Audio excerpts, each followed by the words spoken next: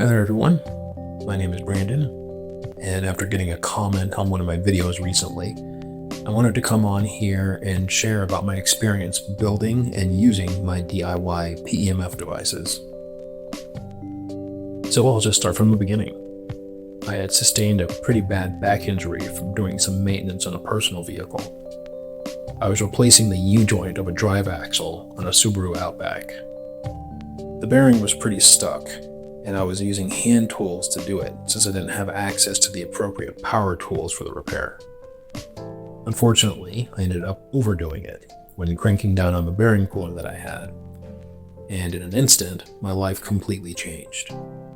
Immediately, I was in searing pain. I initially thought it was another regular issue with my back, as I've had back issues ever since I was a kid. So, I felt I had no choice but to try and rest my back to allow things to heal. Skip to a week later, then weeks after that, and nothing seemed to really change. I eventually went to physical therapy, which helped, but seemed to plateau after the first 2 to 3 months. It did help, but not by a whole lot in the grand scheme of things, if I'm entirely honest. After a good while of being in denial about the severity of my condition, I got an MRI and it was confirmed that I had 3 herniated discs with multiple herniation points, one of which was distending into my actual spinal cord. The pain was excruciating, and I couldn't sit up for more than 15 to 45 minutes in time maximum without significant pain. Most painkillers did little to treat the symptoms I was experiencing, and I was trying my best to stay away from prescription drugs if I could, as a personal preference. This is mainly because I had been raised in the mindset of preferring more natural and holistic solutions to health and wellness, except without much credit given to the more seemingly woo ideas that might be out there. Magnetic therapy, in my mind at the time, being one of them. With other stressors that were present at that time in my life, I didn't feel comfortable with getting cortisol shots for a number of reasons, and the only other solution being offered was surgery, which felt way too invasive for me. I got a small dose of hope when encountering information about PRP and stem cell therapy, but being unable to work, there was no reasonable way I saw at the time to afford that kind of investment. Even with that hurdle, I had a nagging feeling that there was still something else out there that would help, and so I started looking for alternative treatments. After many sleepless nights, many months later, I came across a modality that claimed spectacular results, called PEMF, or Pulse Electromagnetic Frequency Therapy. PEMF for short. I had heard in the past that some people use magnetic accessories to help with things like joint pain, but never really looked into it due to its advocates seeming to be more woo in my perspective at the time. I'm usually pretty skeptical, but I felt desperate. So, as with the other medical options I explored, I dug into the research behind it to the best of my ability. While researching, I came across a person named Bob Dennis, a NASA scientist who was able to verify the benefits of PEMF, and actually helped NASA to develop and study the technology to use for their own operations.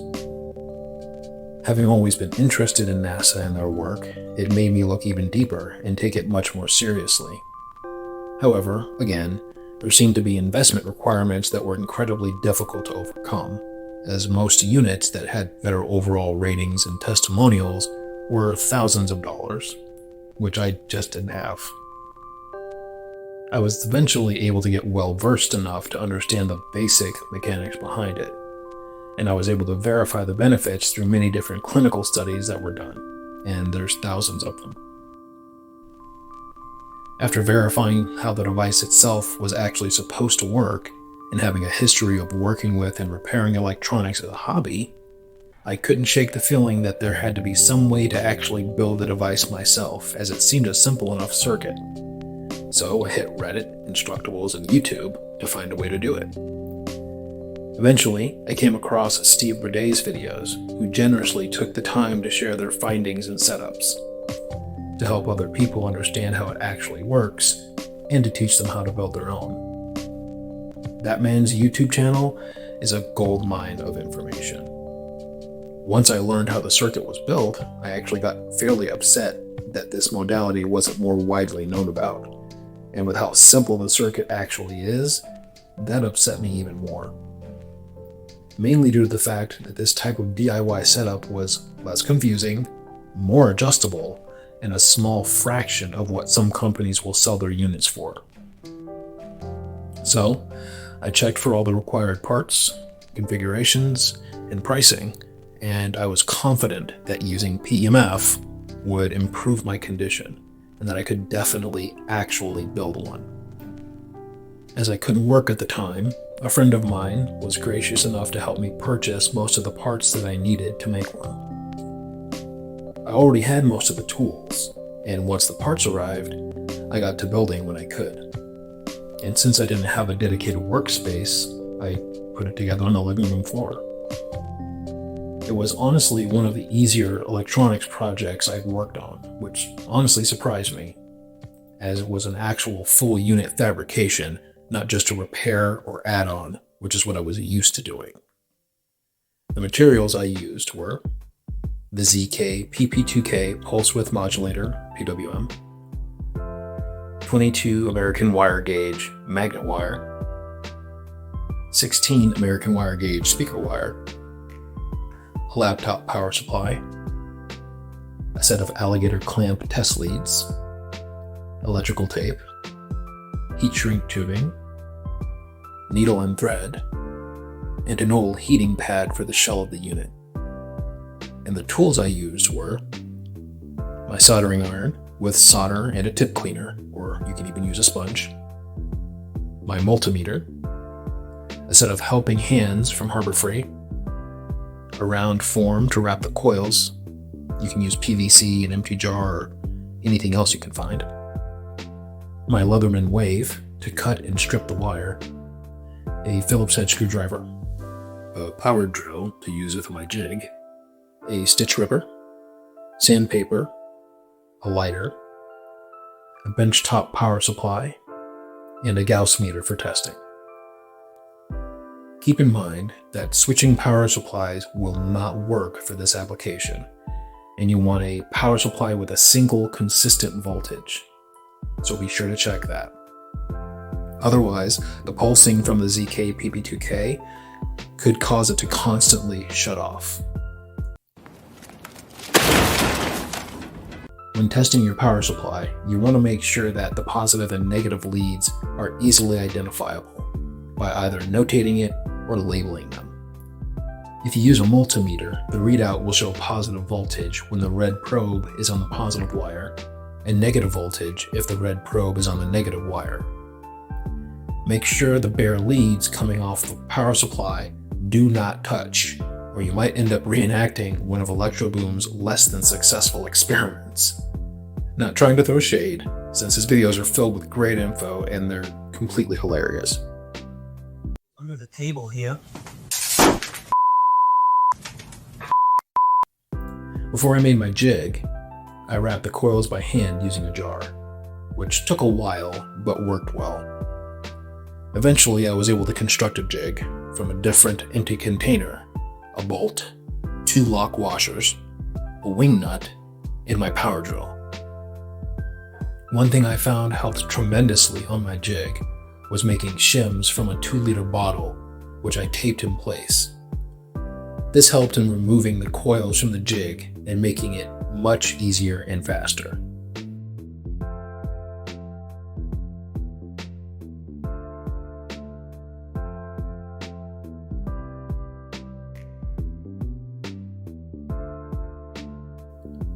Keeping the spool of magnet wire in the shipping box helped keep things from turning into a squirrel's nest on me. I took some cardboard and wedged it into the space on the side of the spool, finding a drag resistance that seemed appropriate to feed the wire to the jig without causing any problems. This is how I wrap my coils.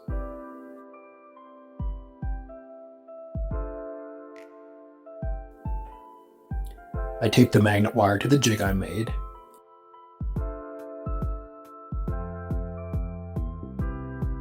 and made sure to bend the lead into a hook so it doesn't get pulled out from under the tape. and slowly start the drill, guiding the wire with one hand to keep it from overlapping onto itself.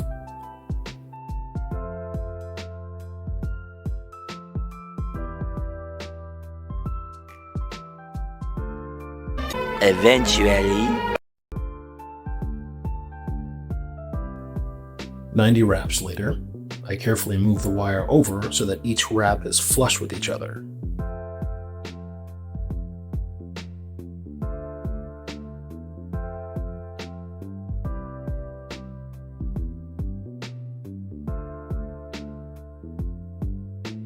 Then I tape the loose end of the magnet wire to the jig.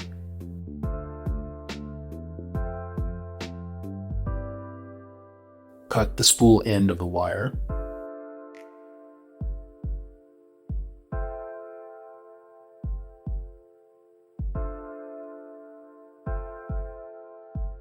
And remove the jig from my drill.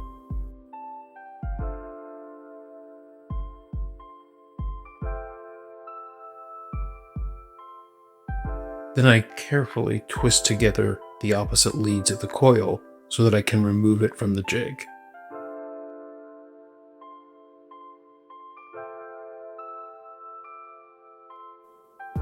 I slide the shims I made out from under the coil.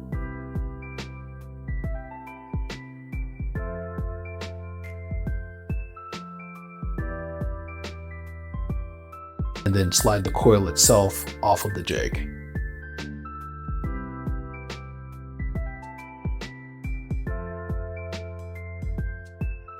And tape the coil so it doesn't come undone.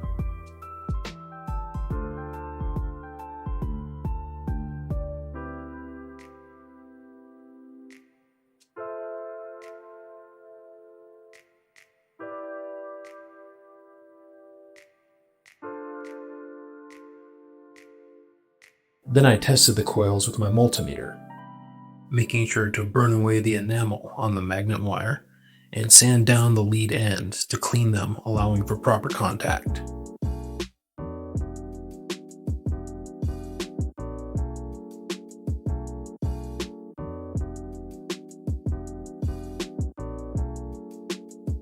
Making sure all of the resistances were identical, which is very important.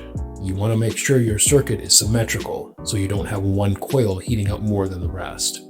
This can pose a potential fire hazard if not set up correctly, so please take that into consideration. When I soldered the speaker wire to the coils, I decided to leave about an inch or two of lead-in wire.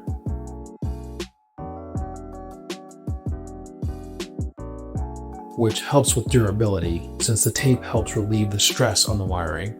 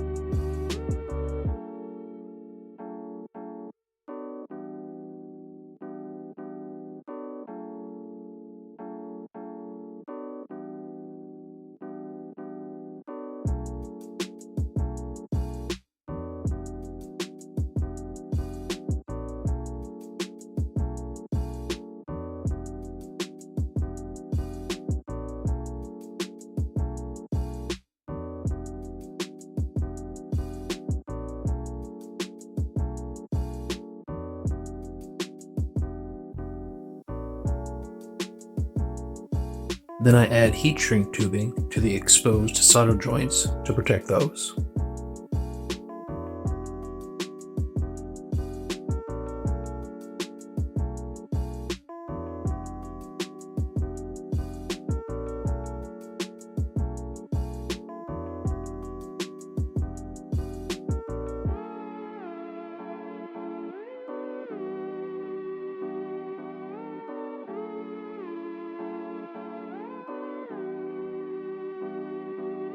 Then I wrap the coil in electrical tape to protect it and help prevent any potential short circuits.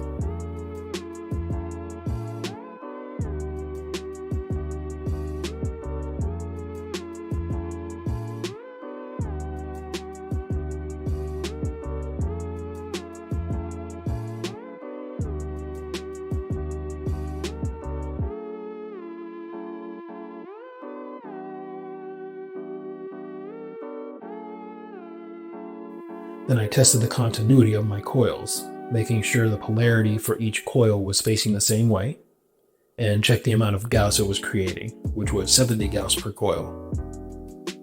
An easy way to test the polarity if you don't have a Gauss meter that shows it, or if it seems to be giving you readings that fluctuate, making it hard to tell the polarity, is to use an actual magnet, and you can use neodymium or a traditional ceramic magnet. I found which end is north on the magnet itself by lying it on a flat surface with the poles horizontal from each other. It'll actually align with the Earth's magnetic field, since you'll have just made a compass. You might need to lightly nudge the magnet to get it to spin and align though, depending on what surface you're on. It's pretty nifty. If you have trouble getting it to align, you can put the magnet in a small container or lid that can float in a bowl of water, like this. I used a paper towel to keep the magnet from rolling around too much.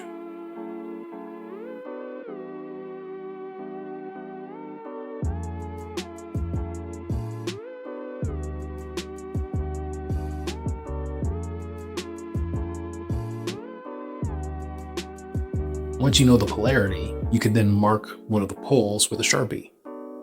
And then you just hold it over the edge of the coil, and it will either push or pull on the magnet. If it pushes away the pole of the magnet that's closest to the coil, it's the same polarity. If it pulls it toward the coil, it's the opposite polarity. Just to clarify, north to north or south to south will push away the magnet. North to south and vice versa will pull the magnet toward the coil. Once I had all the coils wrapped, I took the broken heating pad and used the stitch ripper to open it, so I could remove the defective heating wire. It's been shown in research that the south pole of a magnet helps with seed germination and plant growth, so I personally use the south pole facing up toward the user on my own mats to help emulate that generative effect. I make sure to evenly space all the coils to allow for a more consistent field throughout the whole unit, using the coil itself as a spacer, and those are about 3 3/4 inches.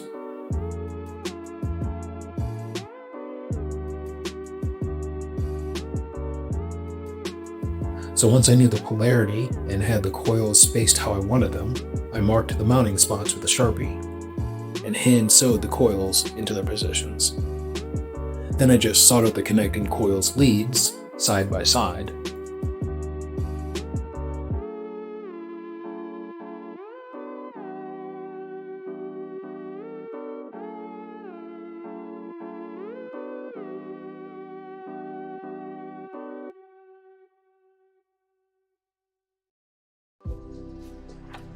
And covered them with a sufficient length of heat shrink tubing.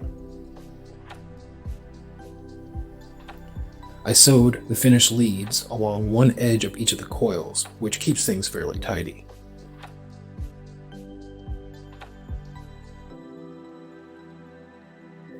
Another modification I made to hopefully make things more durable was to actually sew in the coils by hand. It was tedious, but it kept me from having to deal with using tape or glue, and needle and thread are super cheap. Something else I did to relieve stress on the wiring, which also helped to clean up the overall setup, was to try and get the lead wires to follow the contours of the coils when soldering the coils together. I found this makes it a bit easier to solder, and even to repair if you keep the leads long enough. I also recommend tinning the end of the leads that you screw down into the PWM for sake of durability and ease of installation, since it'll keep the wire ends from fraying and breaking. If you wish, you can also put some hot glue over the leads on the PWM to keep the wiring protected and stable, which is highly recommended. In a pinch, you can wrap electrical tape around the edge of the PWM covering the leads until you can hot glue them or find some other way of securing the wiring, like in an enclosure or project box.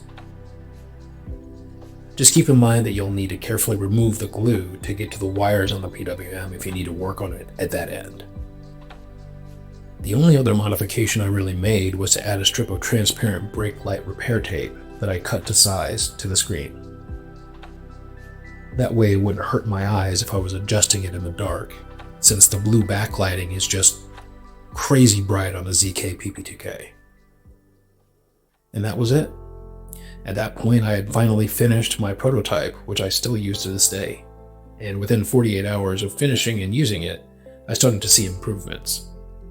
The improvement wasn't drastic by any means, but it was a noticeable difference, where little else was helping, which honestly blew me away. I felt like I had actually found and built the solution I was looking for. Sure, I knew through the research I'd done that it was going to take some time to fully heal due to the severity of my injury, but it was something. Once it was done, I started to experiment with frequencies. I initially found that 125 Hz had decent results for me. At first, I was turning the duty cycle up to the maximum of 25% to allow the coils to heat up and help relax my back. Now, I actually use a traction pillow and heating pad with my setup, so I can lay down and get a good amount of relief without having to max out my PEMF, potentially increasing its overall longevity. But once I started using a separate heating pad with it, I turned the duty cycle down to less than 5% and really don't adjust it anymore, since it doesn't really affect how much energy your cells pick up. The slew rate, or how quickly the coil turns on, is the most important thing, which is why we use square waves. I kept experimenting with frequencies and made a list of frequencies that I utilize now, about 30 in all, depending on what I'm experiencing. That may seem like a lot, but I don't use all of them all the time. Every condition, as well as every individual person's body, may respond differently. But the frequencies I did find the most relief with were the Schumann resonance, or 7.83 Hz, as well as 10 Hz, 20 Hz, 125 Hz, 324 Hz, 787 Hz, 6,000 Hz, and 10,000 Hz. Most all frequencies I found seemed like they were able to be cross-referenced with classic Rife machine frequencies, which made finding frequencies specific to my condition a bit easier. Whether it's from electrode leads or magnetic fields, the charging of the cells using certain frequencies, while not the same, is very similar. However, the magnetic fields from PEMF can potentially penetrate deeper into the tissue and even into internal organs. The mat you'll see in the video on my channel was my second build that I made for my friend, the same one that helped me get the parts. Since they had a couple of blood clots that the doctors were pretty concerned about becoming life-threatening. Given all the research I had done to that point, it just seemed to make sense to try and give them a possible solution that would not only alleviate their condition at the time, but to improve their overall health, without having to deal with a bunch of different side effects from medications or other treatments. The doctors were actually wanting to implant a couple stents to help with the clots, since it was pretty advanced. The thing is, one of the immediate effects that PEMF has within 15 minutes typically is to increase blood flow and prevent blood cells from clumping together. This is because of the static electric charge that the blood cells pick up from the magnetic fields, causing them to be pushed away from each other like trying to push two opposing magnets together. The solution seemed crystal clear to me, so I built them one, and I instructed them on how to use it. 3 months after the prognosis, they were scheduled to go back in to have the stents installed. Things went from the doctors having an emergency team on standby for that appointment due to the severity and expected complications, to telling them to go home, because there were no signs of any clotting at that point. The doctors were pretty surprised from what I remember being told, and we were both super satisfied with the result, as you would expect. As far as my own progression, I was able to do a little more, bit by bit, as time went on. These improvements are continuing to present day, and I'm recovering pretty nicely, all things considered. I still have some pain, and need to be quite mindful of how I move and how much I exert myself, but the difference is pretty much night and day. I'm able to do things now that I just couldn't before. For example, I'm a pretty big fan of music, and I wasn't able to play for about 2 to 3 years due to my injury. Now, I can actually sit down and play for about 2 hours before needing to lay down and take a break, which is a far cry from the 15-minute time limit I started with. I even started doing Wim Hof breathwork and Qigong every day, which has improved things even more through better oxygenation, nervous system regulation, and allowing the release of fascial adhesions. This all seems to enhance the benefits gained from PEMF. But I digress. The main thing I'm hoping to do in posting this is to help encourage anyone who may be curious or intimidated by the idea of making their own unit. You can do this. And making one of these mats would be something I personally would consider at the level of novice electronics work, as long as you follow a good outline or tutorial. And you want to make sure that you take correct safety precautions when working with electronics, so that you're not unintentionally zapping yourself or anyone else or starting any fires. As long as you can arm yourself with that basic knowledge, I feel like your success in building one of these for yourself, family, and friends will be highly likely. They're not terribly complicated devices, nor do they need to be. And I feel like, in my humble opinion, given the benefits they elicit, that these PEMF mats should be as common as heating pads. That being said, I'll leave some useful links in the video description. If you have any other questions, leave them in the comments, and I'll do my best to get back to you as soon as I can. Heal up, and peace out.